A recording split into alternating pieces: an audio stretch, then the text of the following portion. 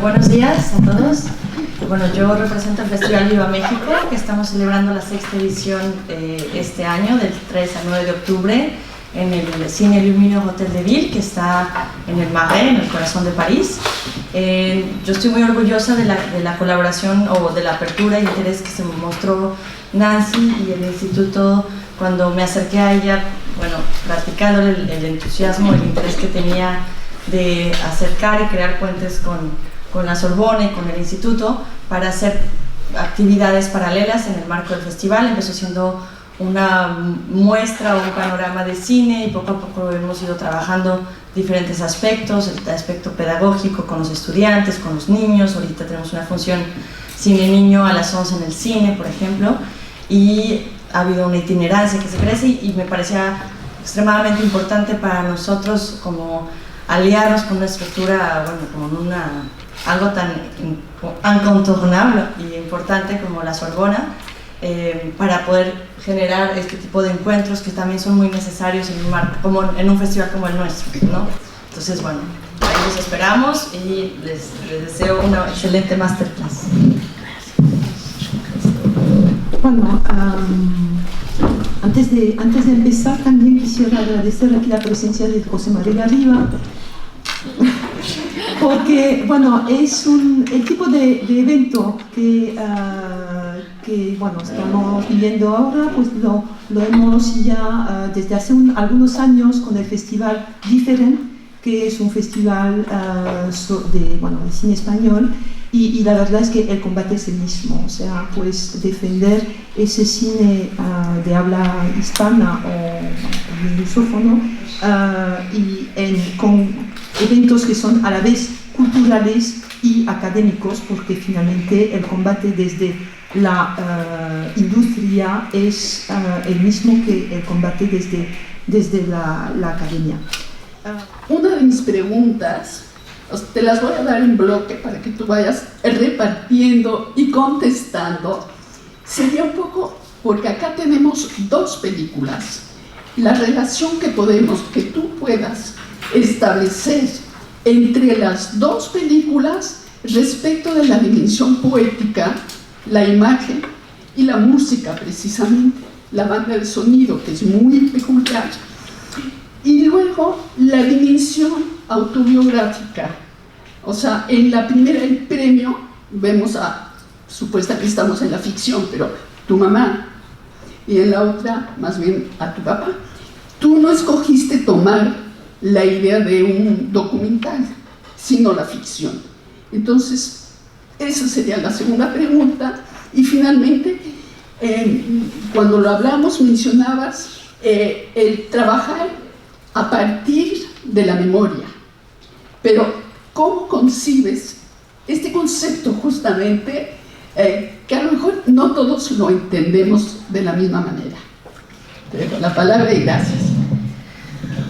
Hola, ¿qué tal? Bueno, muchas gracias. Yo tengo que quiero agradecer enormemente porque es importantísimo para mí la posibilidad de estar aquí. Muchas gracias al Festival Viva México, muchas gracias Bárbara, muchas gracias Nancy, Veronique, Julie. Es importantísimo en mi vida, ustedes lo saben.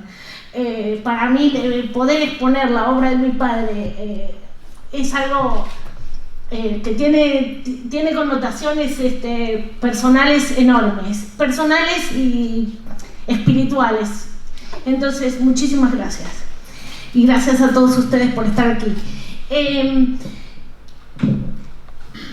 Creo que cuando uno empieza un proceso creativo, tal vez en el momento no racionaliza bien qué operaciones se está haciendo, o por lo menos creo que muchas veces cuando uno tantea, incluso son los momentos donde uno encuentra cosas más verdaderas.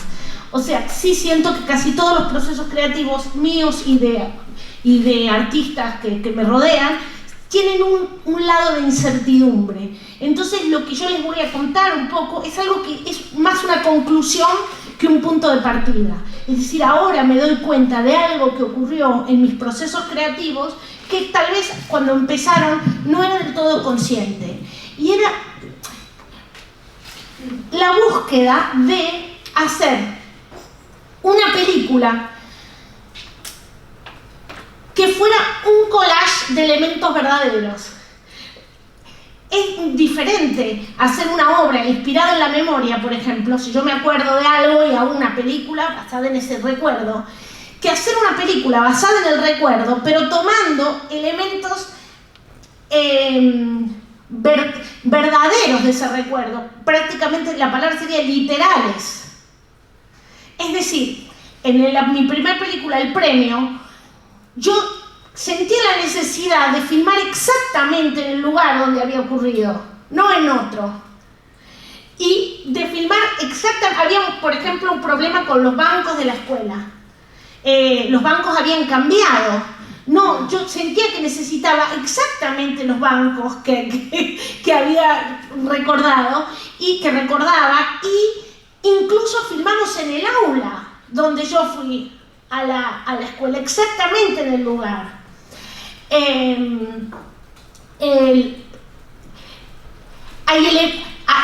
una suerte de como una búsqueda de un poco fetichista, podría decir, de elementos vivos, Siento que he tenido una búsqueda no solo de inspirarme en la memoria, sino de tomar fragmentos de ella y engarzarlos en una construcción poética.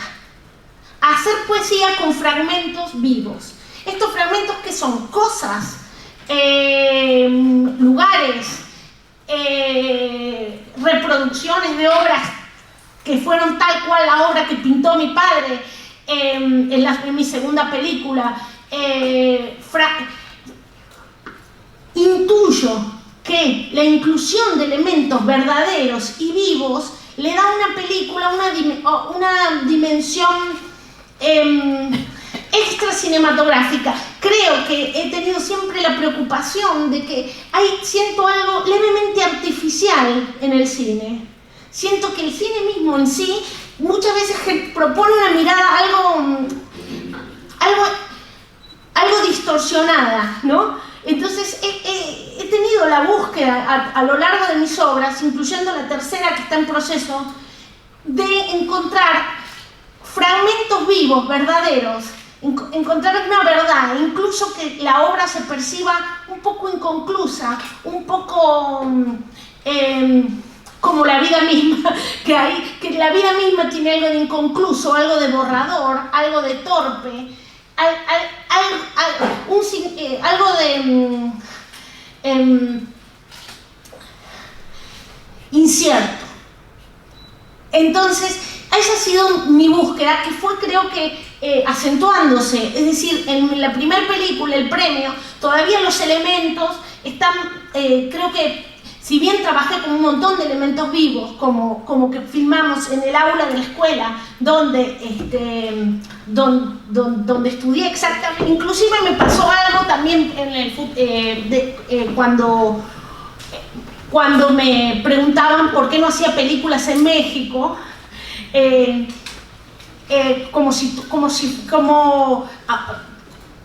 siento que mi necesidad era ni siquiera de volver a Argentina, era de volver al aula. Era de volver a mi aula de infancia, exactamente ahí. No había países, nada, ¿no? Era un problema del lugar y la cosa, exactamente. Yo ahora traje una cosa también para mostrarles. También, si quieren, podemos irnos a el actor, no, el Cuadros en la Oscuridad. Traje algo para mostrarles.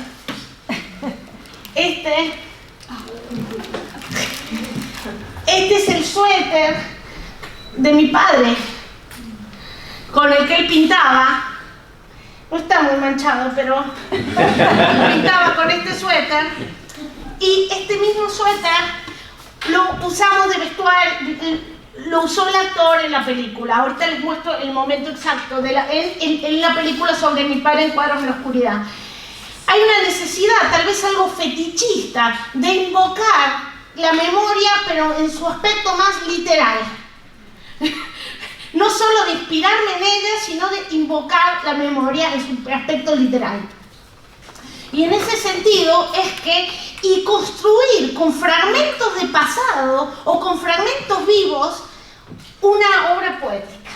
Por eso pensé en eso, hacer poesía con elementos vivos, como una especie de collage de cosas vívidas y reales. Como ocurre en los collages, el collage tiene una estructura un poco caótica, nos asomamos a diferentes cosas. En mi última película, que es una película que está en proceso, no estoy basada en nada autobiográfico, pero en cambio sí me basé en las biografías reales de los actores. En el caso de la tercera película, que es el actor principal, que está en proceso de postproducción, trabajamos en torno a la biografía real de los personajes. La actriz principal no es actriz, es médica y es sobreviviente de Kosovo. Y ella trabajó en la película con fragmentos de su historia real.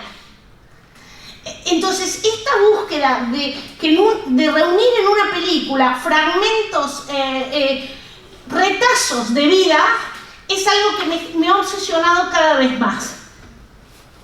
No sé si esa es una búsqueda que he llevado incluso al extremo. O sea, siento que en cada película se vuelve más extremo y más grande el anhelo de... Tengo una sensación, una frase que a veces digo mucho en el set. Digo, uy, esto ya parece una película. ¿No? Me asomo al cuadro y cuando veo que el encuadre es muy hechizo, muy artificial, muy bien portado, muy compuesto, siento, uy, no, esto ya parece una película, ¿no? Entonces, tal vez es un anhelo como de encontrar dentro, con la herramienta del cine, pero acceder a una vitalidad, a algo palpitante, desconcertante, incierto un poco, y a la vez la vida, digamos, resulta muchas veces torpe, inconclusa, desenfocada.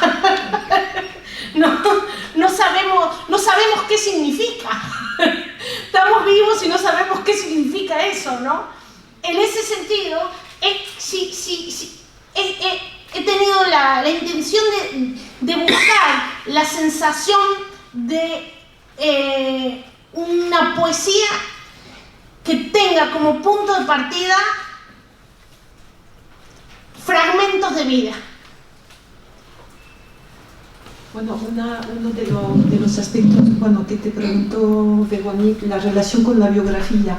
Bueno, según lo que estamos viendo, entre la primera, que está muy vinculada con tu autobiografía, la segunda también, pero con ya una distancia, porque esa historia tampoco es la de tu padre, o sea que hay un nivel de distanciamiento mayor, y esta última, el actor, que nos dices que esa materia biográfica no es autobiográfica, ¿lo podrías un poco desarrollar? O sea, cómo desde la autobiografía pues te vas alejando más, pero siguiendo ese hilo que es el de la materia viva. Yo creo que digamos, los artistas trabajamos siempre con nuestra experiencia, porque no tenemos otra cosa. Puede ser nuestros sueños, nuestros recuerdos, algo que leímos, algo que nos contaron, algo que vivimos y que nos genera un sentido. En ese sentido yo tengo mi primer película, El Premio, a veces me preguntaban cuando empecé por qué, como antes me dediqué sobre todo a la escritura, me preguntaban cómo empecé a dirigir y la respuesta es que yo sentía que yo necesitaba regresar exactamente a ese médano y hacer una película con el viento. El viento y yo necesitamos hacer una película juntos. Ese viento de ese mar de San Clemente del Tuyú que yo el premio que yo conocía muy bien. Vivimos, mis padres y yo, escondidos en la dictadura, durante la dictadura, en un fenómeno que se llamó insílido, que los que en vez de huir fuera del país se escondían en pequeños poblados. Nosotros estábamos escondidos, por supuesto, eso facilitaba que yo pudiera ir a la escuela, porque, digamos, en esos momentos había problemas, mis padres estaban listas, bueno, en fin, en la situación de estar escondido, vivíamos en un pueblo y yo recordaba el viento del mar y yo sentía que nadie más que yo quería ir a hacer una película con el viento. Y me acuerdo que en ese momento hubo una conversación con unos posibles productores que decían que el viento era algo muy inestable. Que no se podía confiar.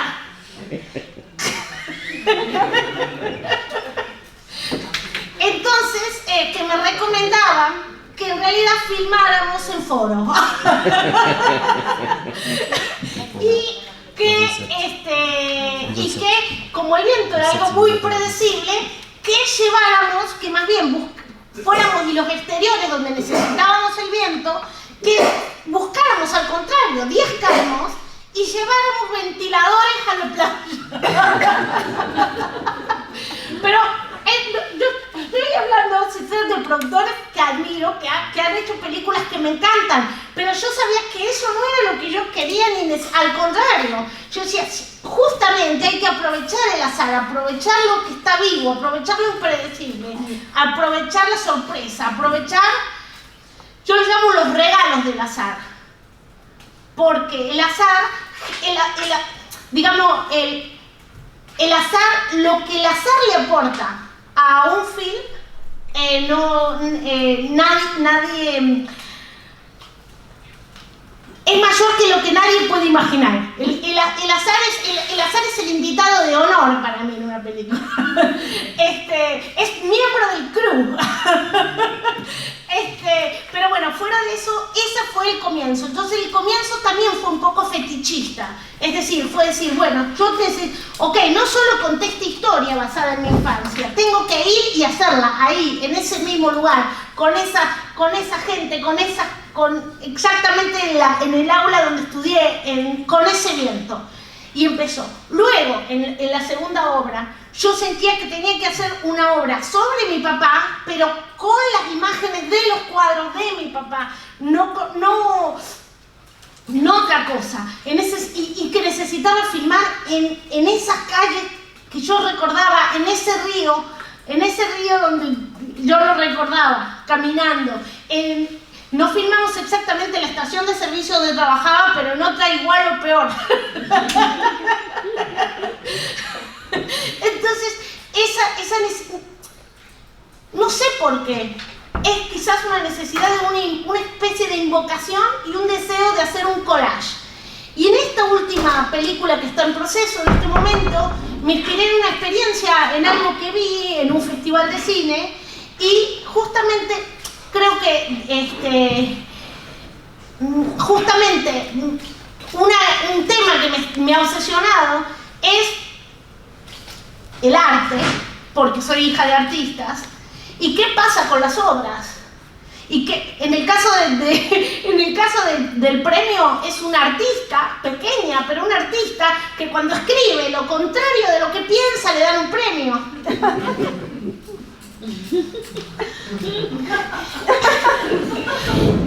En el caso de la segunda película hablo del fracaso de un artista que no puede exponer sus pinturas, y me he preguntado qué pasa, si el deseo de trascendencia que creo que tenemos todos los artistas, trascendencia en el sentido de dejar algo para que lo vean otros, primero de comunicar algo a otros vivos y luego de que la obra de alguna manera quede, que le comunique algo tal vez a futuras generaciones, que quede.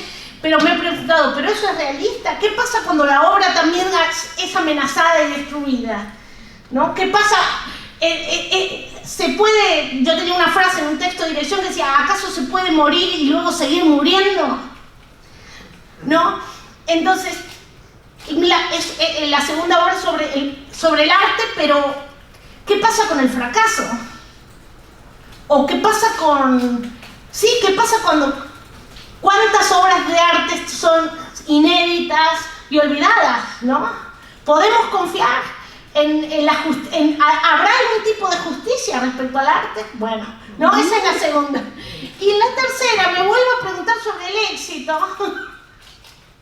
porque se trata de un joven que va a un festival de cine y él está siendo de alguna manera exitoso, pero se siente abrumado y enajenado ante la situación. Entonces, me he preguntado, creo que hay un tema obsesivo, y en ese sentido los tres es lo mismo, es lo ambiguo y ambivalente del deseo de expresar, de la necesidad humana de dejar algo, de dejar un signo, de dejar un texto, de dejar un cuadro, de dejar una película, y un sistema que premia y castiga, pero que esos premios y esos castigos son muy relativos, son muy arbitrarios, diría yo, ¿no? Pues precisamente vamos a dejar la palabra a Julie, porque esta cuestión de la legitimación de una chica que tiene un premio por escribir lo contrario de lo que piensa, a la inversa, un artista, la cuestión de la legitimación cultural de las obras artísticas, sean literarias, cinematográficas o pictóricas. Creo que Julie tenía... Gracias, Nancy. Quería aprovechar sobre todo la ocasión que tenemos, que no es tan habitual, de tener a la productora de la película entre nosotros para que nos hablaran un poco las dos de cómo se hace el encuentro entre una persona que tiene este anhelo creativo y luego la persona que supuestamente tiene que ayudar a que esto se encamine hacia una obra. Y me llamó mucho la atención lo que comentaste, Paula, al principio, de que el inicio de un proceso creativo siempre es como tanteos, incertidumbre, y sin embargo al final, cuando vemos tus obras, tanto el premio como Cuadros en la Oscuridad, se me hace que son obras muy adiestradas, muy controladas, que tienen una forma, como se ven, que se nota una maestría en la manera como es el resultado final, ¿no? Aparte de todos estos tanteos y tal vez estas contradicciones. Entonces, una primera pregunta que tendría sería sobre cómo se hace este camino, desde los primeros tanteos hasta la obra final, y cómo trabajas antes de llegar siquiera al rodaje, cómo trabajas el guión, cómo lo vas procesando. Si lo pudieras comentar tal vez de una manera muy precisa, a raíz de lo que fue tu experiencia con el premio o lo que fue tu experiencia con Cuadros en la Oscuridad, como partiendo del deseo de volver a la escuela o de filmar el suéter de tu papá y sus cuadros, de cómo vas a procesar este deseo inicial hasta llegar a, pues ahí está lo que quiero filmar.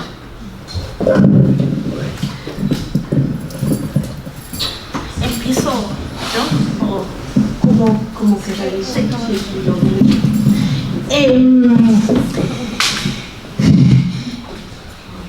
Otro aspecto que creo que he estado indagando es un aspecto poético, con lo cual para mí es curioso porque soy de origen, digamos, básicamente escritora, no solo de textos para cine, sino también de narrativa. O sea, mi vocación primera fue la literatura, y al empezar a hacer cine,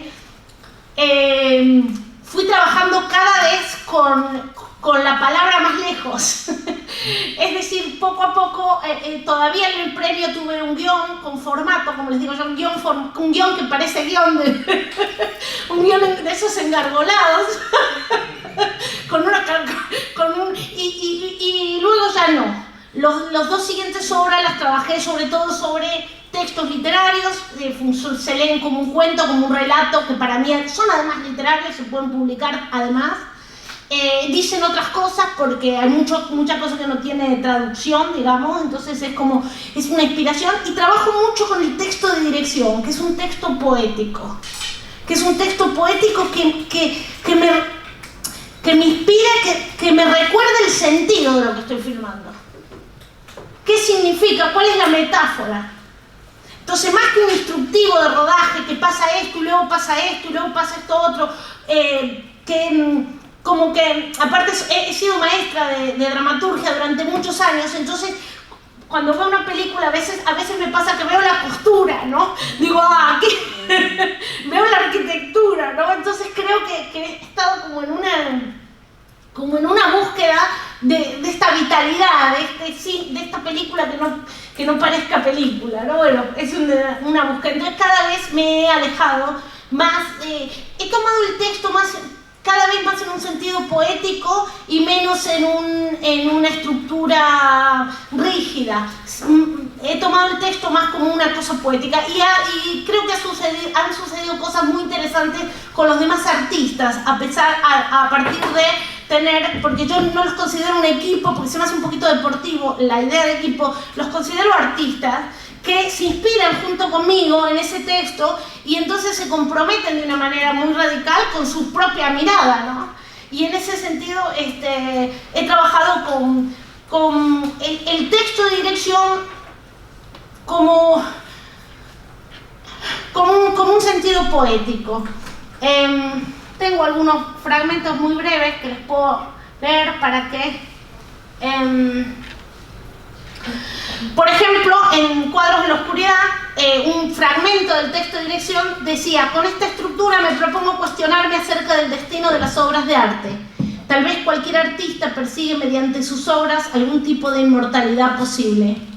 Me pregunto si ese deseo de trascendencia es realista o si en cambio las obras de arte también pueden morir y desaparecer al igual que mueren las personas.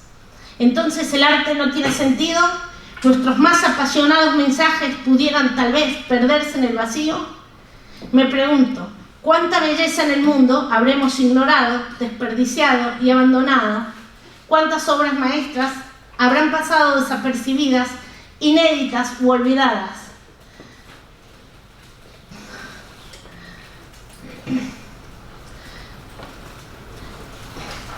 Okay.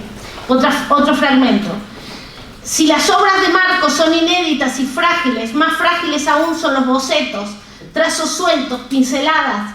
Marcos dibuja permanentemente en cualquier momento, en cualquier papel. A cada instante deja un pequeño testimonio, garabatos, fragmentos de unos pocos centímetros, creaciones a las que ni siquiera se les atribuye un nombre. Pero ¿qué obra está terminada? ¿Acaso no es cierto que cualquier creación es perfectible e inconclusa? ¿Qué es la vida sino un montón de momentos? Tal vez improvisamos cada día nuestros pasos y acciones hasta que cierta tarde resulte ser la última. En cierto momento para Marcos se acaban las pinceladas y los días. Los momentos de ternura, angustia o plenitud dejan de sucederse. No habrá más cuadros ni mañanas. Otro fragmento. El fuego, el agua y el tiempo que pasa. Además de la indiferencia y la torpeza humana, los cuadros tienen otros enemigos. Las obras de arte son frágiles, el papel y la tela se incendian fácilmente, los cuadros se pudren y deterioran con la humedad, el tiempo que pasa hace que los colores pierdan vigor. En el film intentaré plasmar lo inexorable de la decadencia de todas las cosas a través del fuego, el agua y el tiempo que pasa. Marcos incendia sus propios cuadros, Pupi provoca una inundación y las acuarelas naufragan. Pasan los meses, se suceden las estaciones, las pinturas son abandonadas, todo se derrumba. Pero ante la evidencia del final de todo lo que existe, Marcos y Luis tienen diferentes reacciones.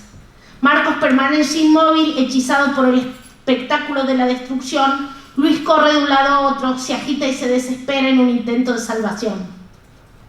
¿Quién de los dos tiene la actitud precisa? ¿Qué se debe hacer? Tal vez ambos tienen la respuesta correcta, o ninguno, o quizás sea el azar el que aporte un inesperado camino. Yo escribo, por eso, o sea, me baso en un texto narrativo, pero también me baso en un texto poético, donde todo el tiempo trato, por eso hablo de poesía. Hay algo, todo el tiempo me recuerdo a mí misma ¿de qué se trata metafóricamente la obra? Verónica me preguntaba recién si Paula nos entregaba así el guión, y sí, nos entrega así el guión. Lo cual, no sé si habrá productores acá, pero los productores enseguida necesitamos, o rápidamente necesitamos saber, ok, ¿qué se ve de todo eso? ¿No? Porque a mí me pasó cuando leí el guión que me encantó y a mí personalmente siempre me gusta leer más, por lo menos en una primera instancia, leer eso para entender cuál es la película que se quiere hacer, pero luego necesitamos un guión dividido en escenas. Digo, los productores hasta tenemos programas donde metemos el guión y nos hace desgloses de locaciones, de personajes, y con eso trabajamos. Es como que el asistente de dirección hace su plan de rodaje a partir de eso, nosotros podemos hacer una estimación de gastos.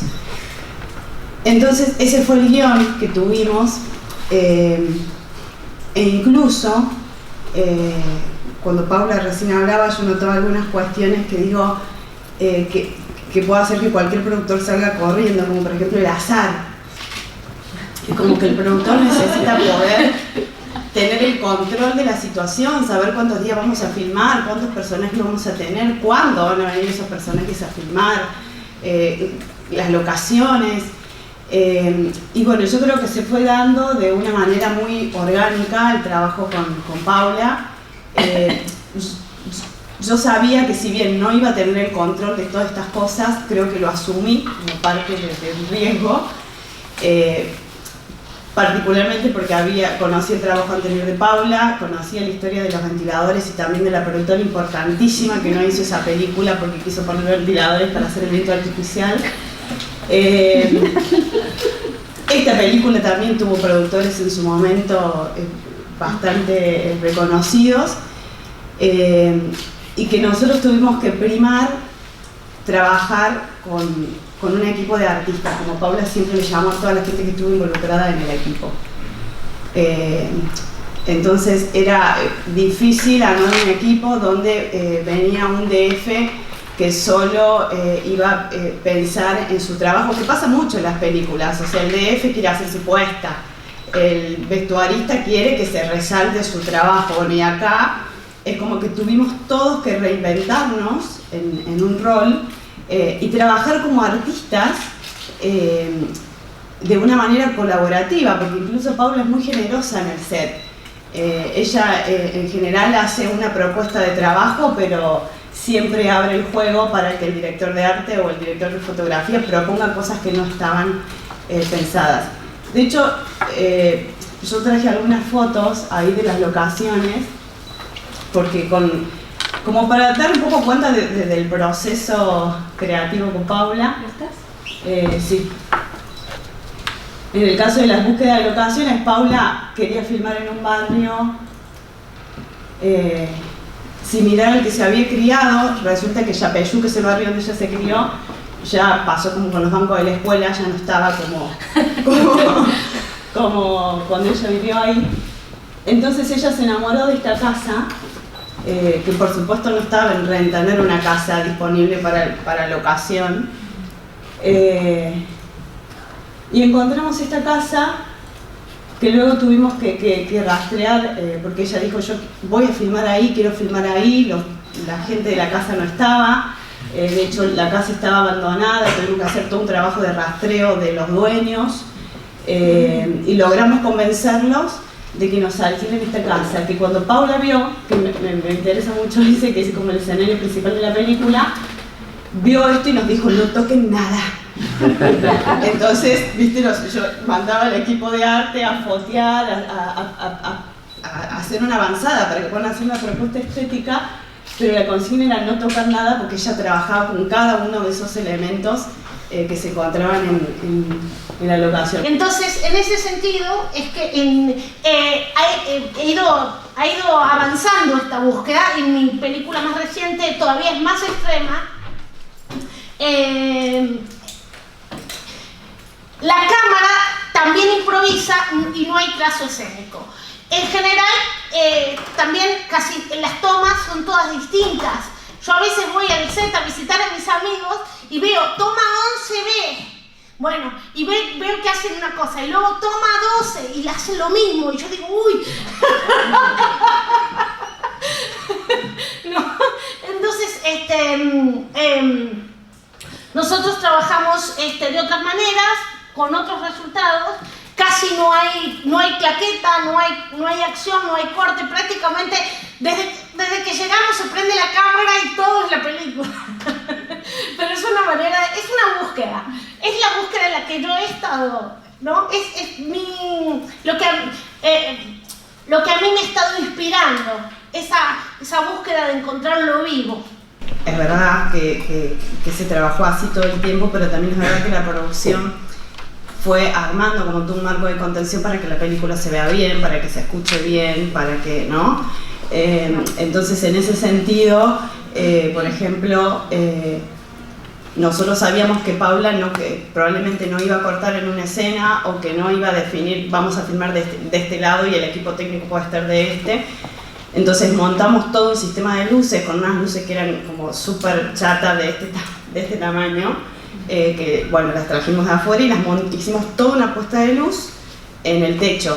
Entonces de esa manera la cámara podía girar 360 grados y filmar para donde sea en cualquier momento. Y la misma decisión en todas las áreas, digo, con el maquillaje, bueno, salvo escenas puntuales, tuvimos maquillaje, otras no. En el caso del vestuario, se definió, Paula me dice, igual que en el premio, yo quiero que los actores estén prácticamente uniformados, porque eso a mí me da la libertad de decir, puedo filmar en cualquier momento algo que capaz que estaba escrita en este orden y luego yo la uso después, entonces no vamos a tener problemas de continuidad. Entonces, digo, todo, si bien priorizábamos esto, bueno, que con los actores en el set iban a surgir cosas nuevas, y ella pone el foco en eso, en el trabajo con los actores, armamos ese marco de contención para que eso pueda suceder, ¿no?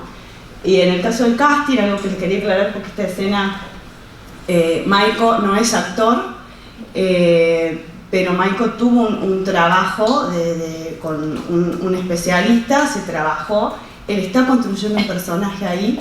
Es increíble porque cuando Paula decidió hacer un casting en una villa miseria que le decimos nosotros en Argentina, que es una zona muy carenciada, que había una calle, de este lado estábamos filmando nosotros y de aquel lado estaba todo ese asentamiento. Cuando ella decide hacer un casting ahí, y 2 días antes de filmar me dice que iba a filmar con este niño, yo sabía que había otra complicación para la producción, ¿no? Pero si hay algo que digo, no sé cómo hizo, porque realmente digo, no sé cómo hizo. Maiko no era cualquier niño en ese barrio. O sea, claramente Maiko tenía una sensibilidad que pudo trabajar para construir un personaje, que pudo pintar, y que claramente tenía un vínculo con el arte, que por supuesto no lo sabía porque no había tenido ningún tipo de acceso a eso. Entonces, bueno, eso que yo siempre digo, no sé cómo hizo, porque nos podría haber salido muy mal todo eso, pero sin embargo salió muy bien. Entonces, bueno, eso, les quería aclarar que esta escena él está actuando. De hecho fue la escena como más conmovedora del rodaje, todo el equipo técnico se puso a llorar en esa escena, pero él estaba construyendo un personaje y sí, luego me contó que él ahí se había acordado de su abuelito que se había muerto hace muy poco y lo había utilizado como recurso y lo había puesto a disposición para trabajar en esa escena. El casting se trabajó por un lado sí con actores, se hizo un casting de actores profesionales. De hecho, algunos de los chicos de la calle son performers que trabajan en la calle, actores y demás. Hay como un mix entre actores profesionales y gente real que luego nosotros trabajamos para capacitarlos y para formarlos y para que puedan trabajar en la película. A mí me encanta trabajar con niños, justamente por el azar. Los niños cuando son buenos, porque hay niños artistas y niños que son científicos y niños que son deportistas, ¿no? O sea, no todos los niños son buenos actores, pero cuando un niño es bueno, regala una plenitud expresiva que me parece inédita, porque él justamente él está improvisando todo el tiempo. De hecho, con los niños, en general, la que funciona es la toma 1. Porque el niño, hacer de nuevo lo mismo, pues ya lo hizo. No, ya lo hizo una vez, o sea, hacer lo mismo no. Entonces, a mí también me gusta la toma 1. De hecho, esta es toma 1. Lo cual en ese sentido era bueno para la producción, porque al fin de cuentas, en general, a la primera toma quedaba, o a la segunda, o a la tercera, pero en todo caso no se parecían. Y en general terminábamos cada día de rodaje media hora antes de lo previsto, que yo sé que otros directores sé que yo terminaba antes, o sea, porque una vez que ya lo hicimos ya quedó. ¿No? También en el premio también tuve un trabajo intensísimo con las niñas, y bueno, allí empecé esta especie de fascinación con los niños. A mí me interesan los niños, el viento, o sea, me gustan las cosas un poquito impredecibles. Yo sé que hay directores que se quejan de los niños y que no, al contrario, para mí es el paraíso. Y lo que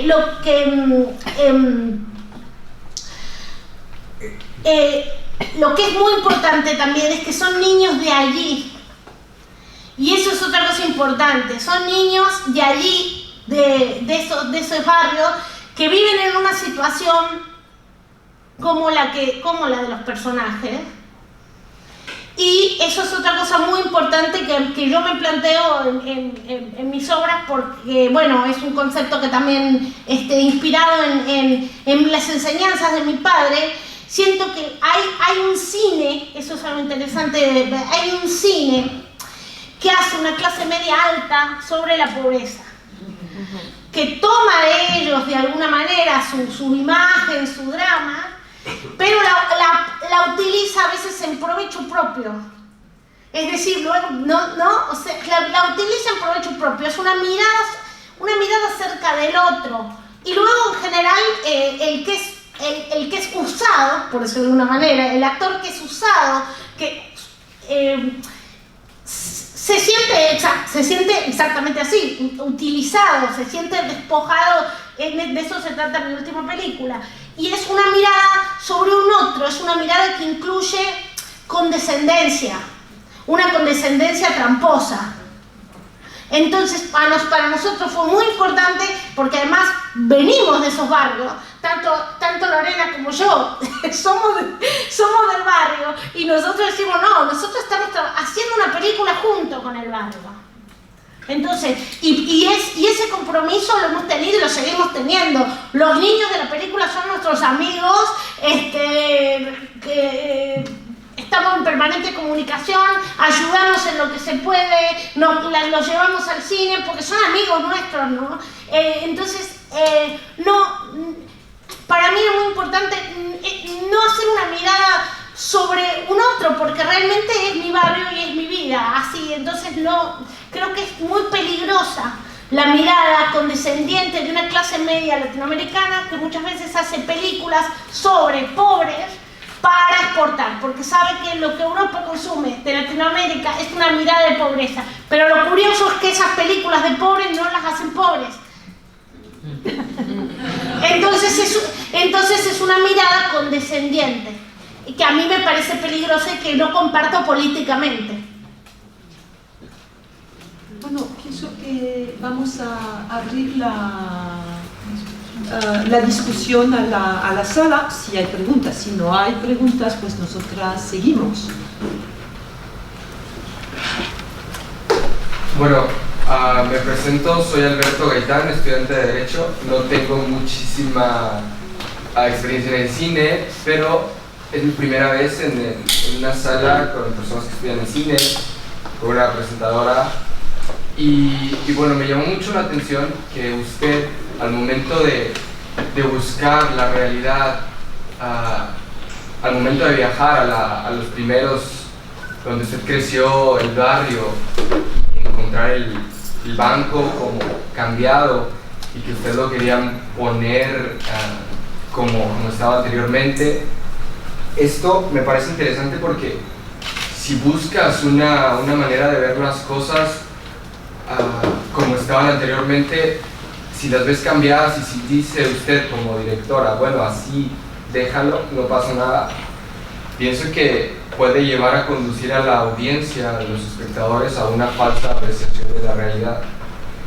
Y me fijé que usted hizo una referencia que no hay mucha rigidez dentro de la obra poética, pero es más poético.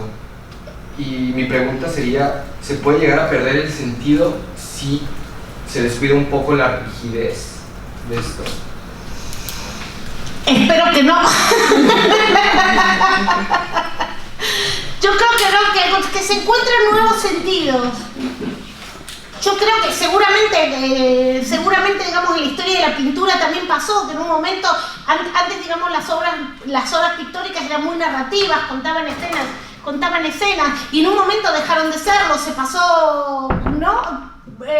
Se pasa a la abstracción, y bueno, la mirada tiene que acostumbrarse a otro tipo de lectura, a otro tipo de cosas, ¿no? Entonces yo siento que que todas las artes van explorando nuevas maneras de comunicar. Son tanteos, porque estamos buscando, ¿no? Pero me parece en cualquier arte, me parece que la experimentación es fundamental, y a veces me preocupa cuando veo, digamos, por ejemplo, doy muchas clases, y cuando veo, por ejemplo, que una juventud que muchas veces tiene una formación cinematográfica que le inculca miedo a la experimentación, y miedo a la innovación, y miedo a las búsquedas. En ese sentido, eso me parece arriesgado, porque al contrario, cualquier arte necesita riesgo, necesita exploración, y también necesita rigor, pero no disciplina. La disciplina es más militar. A mí me gusta el rigor, en el rigor es justamente a veces ser fiel al instinto, no dejarse arrastrar por fórmulas o recetas. Y también el cine tiene un plus, que como hay mucho dinero, hay mucho más en juego, entonces mucho más se puede volver más acartonado, y Hollywood exportó sus fórmulas como si fueran universales. Bueno, así se mueve en Estados Unidos, ¿no? Lo que ellos dicen así es, ¿no? Entonces exportó recetarios de cómo se deben hacer las cosas, que ya ni a ellos les sirve. Son recetarios viejos, ¿no? Pero esos son recetarios que obstaculizan mucho la exploración, en mi manera de ver.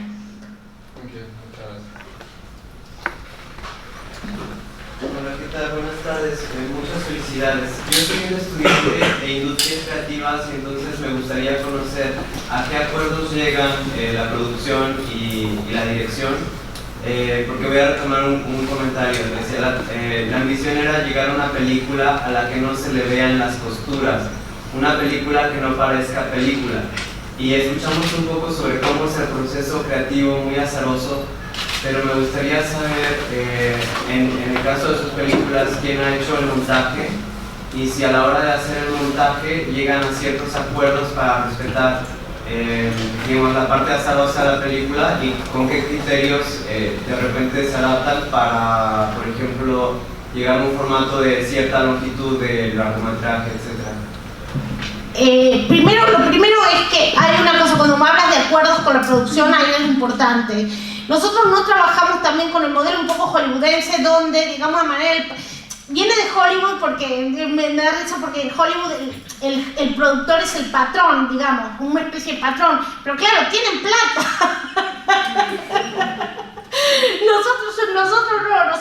Nosotros aquí no hay patrones, somos todos amigos. Y lo que potenciamos es que la película sea lo más legítima, lo más poderosa posible.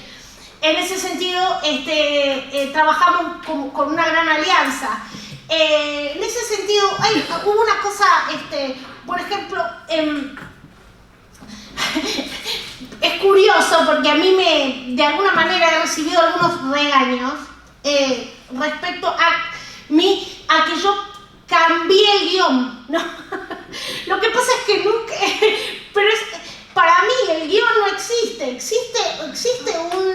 una intención poética en constante proceso de transformación, y lo importante justamente es encontrar lo más verdadero en esa intención poética, ¿no? En ese sentido, la producción, y siempre queremos, digamos, nos sentimos felices juntos cuando llegamos a la mejor película posible.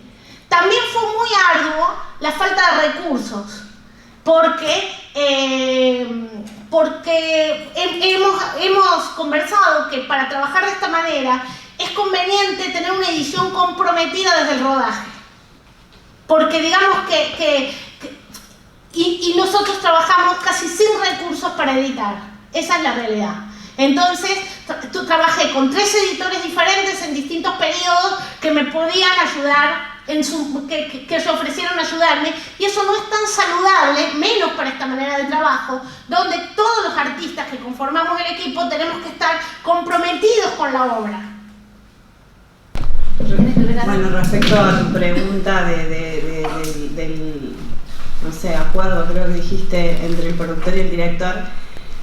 En este caso, Paula, existen distintos modelos, digamos, hay modelos donde el director puede venir por encargo a hacer una película, y en ese caso, probablemente el corte que se tenga que hacer de la película sea el que diga el productor, probablemente no, es así, se hace el corte que dice el productor, que es quien está financiando la película. En este caso, Paula también fue productora, es productora de la película, y la decisión de hacer una película de este estilo hizo que fuera muy difícil para nosotros conseguir fondos, porque el que invierte en una película y quiere saber la película que le vas a entregar, ¿no? Entonces nosotros asumimos ese riesgo, digamos, fue una decisión, no fue que, bueno, en el medio nos dimos cuenta que no estábamos consiguiendo dinero y lo hicimos así. No, fue una decisión, porque sabíamos que, de hecho, nosotros en algún momento tuvimos fondos de Polonia, digo, tuvimos, pero claro, toda esa burocracia, bueno, todas las películas que he hecho las hago con el Instituto de Cine, que exigen una burocracia, ir haciendo rendiciones de la historia que vas haciendo, del guión, inicias preproducción y tenés que informar, haces un rodaje y tenés que mandar imágenes. Todo eso atentaba contra el tipo de proceso que nosotros queríamos hacer con esta película. Entonces, bueno, eso es importante decirlo porque es una película pobre, sí, pero no porque no salimos a conseguir dinero sino porque necesitábamos hacerla de esta manera a la película para que resulte lo que es, y bueno, y que nosotros estamos contentos con el resultado. Más allá de que en algún momento Yuri preguntó sobre la legitimación, nosotros estamos contentos de la película que tenemos, entendemos que hay cosas que funcionan más o menos en determinados circuitos, en determinados momentos, eso lo entendemos, pero también nos hacemos cargo de la decisión que tomamos y de la película que tenemos y queremos, y vamos a seguir acompañando y militando.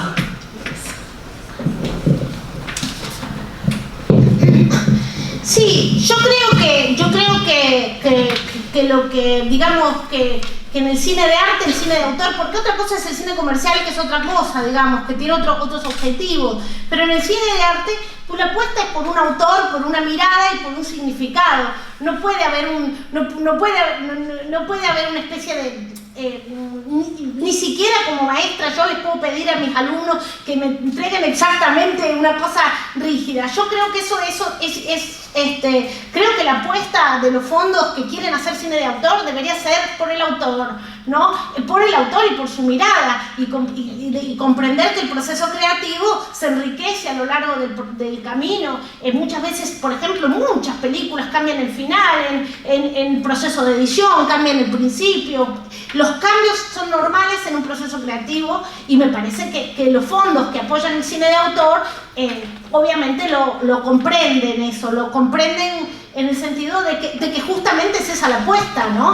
No se trata de otra cosa, sobre todo, obviamente yo he escuchado casos de gente que incluso hace otra película, he escuchado gente que recibe un fondo para hacer un documental, pero los personajes no están y bueno, hacen otro, ¿no? Pero no, en mi caso no fue así. Yo hice una película sobre el tema que quise hacerlo, planteando el dilema que quería plantear con las obras, o sea, no hice otra película que la que prometí en ningún momento. Hice exactamente la película que prometí. En ese sentido, eso es por un lado. Por el otro lado, yo creo que lamentablemente se relaciona la falta de recursos económicos con la experimentación.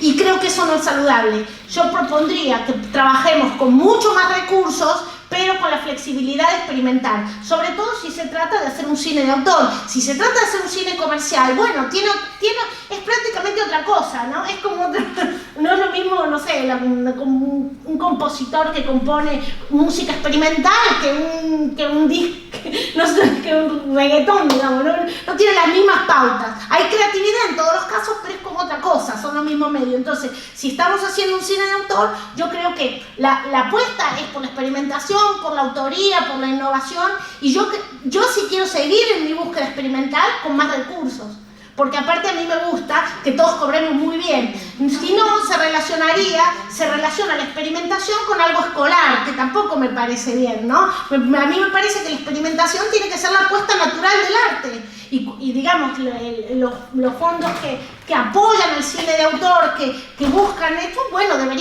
supongo que están contentos de tener autores que experimenten, arriesgados, comprometidos. En ese sentido, yo sí creo que esa es la búsqueda, ¿no? Bueno. Hola, mi nombre es Elena, soy de México. A mí me interesa mucho saber si fue una decisión propia de la directora para la película El Premio de elegir la relación entre una madre y una niña, y después en esta segunda película la relación entre un hombre y un niño. Si usted encontró una diferencia expresiva o buscaba encontrar algo diferente, porque además tenemos otro aspecto que es el mundo de los adultos y el mundo de los niños. Entonces, ¿de qué manera se vive del punto de vista del género? ¿Es diferente hacerlo con mujeres que con hombres? Es algo curioso, yo no lo pensé así cuando lo hice, pero por supuesto que es algo que observo en este momento, que sí, que de alguna manera el premio es un mundo femenino y Cuadros es un mundo absolutamente masculino, que es con la rispidez que eso implica. Sí me di cuenta que dentro del mundo femenino, a pesar de que la madre y la hija se llevaban mal por momentos, había una especie de calidez. Este mundo se vuelve más inhóspito porque son dos hombres, entonces lo siento, está muy... hay una orfandad mayor, eso sí lo puedo percibir. Yo lo sentía filmando, que eran dos personajes huérfanos, desprotegidos, que estaban tan desvalidos que ni siquiera se podían aferrar del todo el uno al otro. Para completar, Paula, tienes en el DVD, me parece, del premio, hay otro final. ¿Sí? ¿O me lo enseñan? Bueno, el premio, por ejemplo, hablando de cambios al guión, el premio yo lo estrené en Berlín con un final.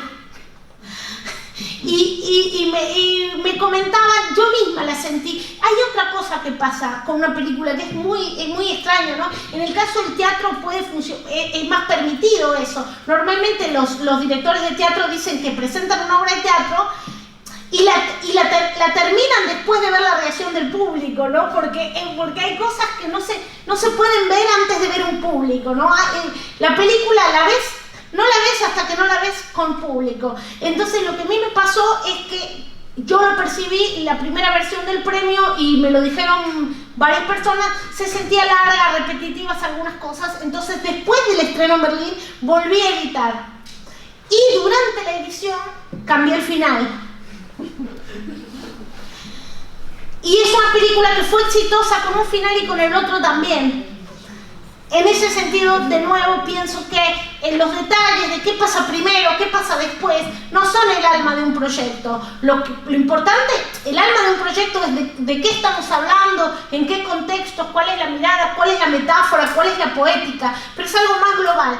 Las fórmulas más hollywoodenses, digamos, que dieron grandes películas, bueno, cada vez hay más cine que desconfía de la trama, ¿no? Un cine muy interesante que a mí me gusta mucho en todo lado del mundo, se está desconfiando de la trama. Yo también desconfío de la trama. La trama no me parece, la trama no me parece el esqueleto de una obra, sino la metáfora y la situación conflictiva.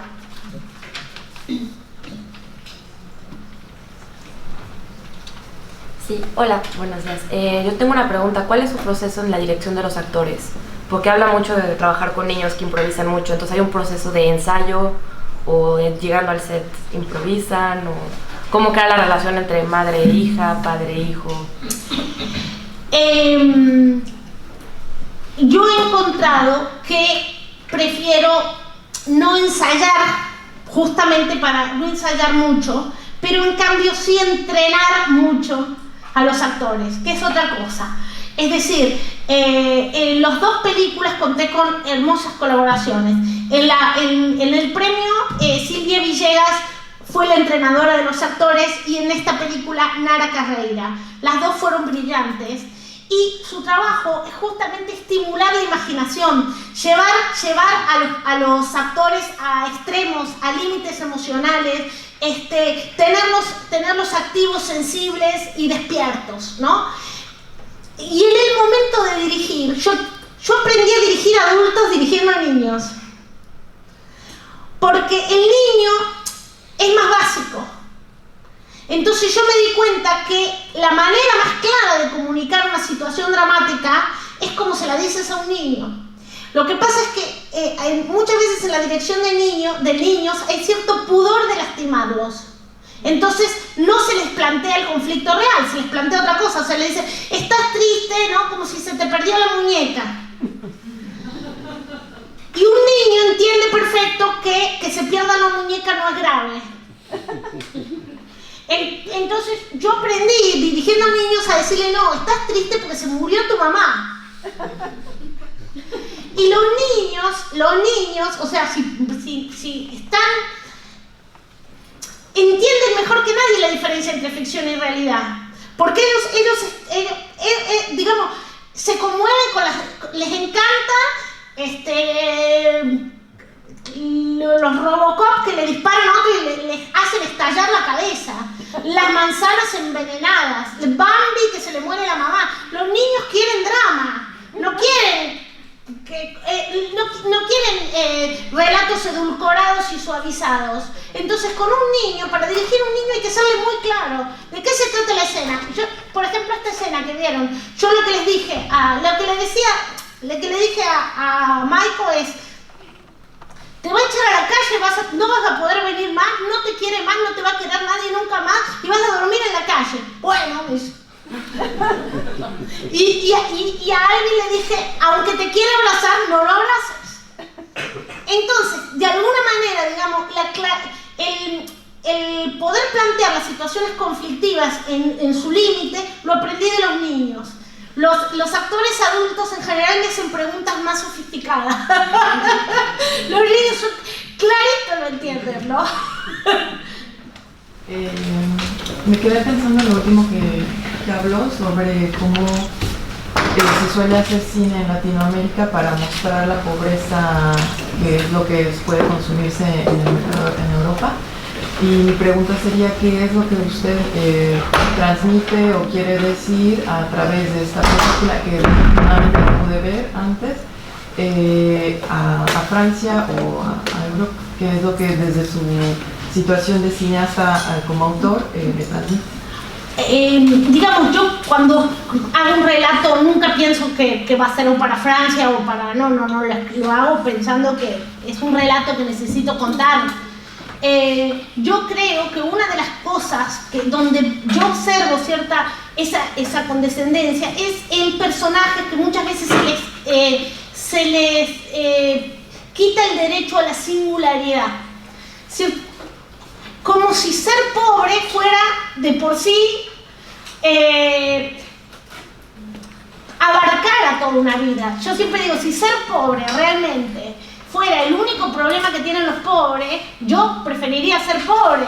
Pero no, encima que eres pobre, te peleaste con tu mamá, con tu hermano, ¿no? Entonces, yo percibo que muchas veces se ve la miseria como si se definen los personajes por su situación y no por su singularidad, porque hay millones de pobres, pero cada quien es diferente. Entonces se le quita el derecho al personaje de tener caprichos, misterio, ilusiones, humor, torpeza, envidias, miedos.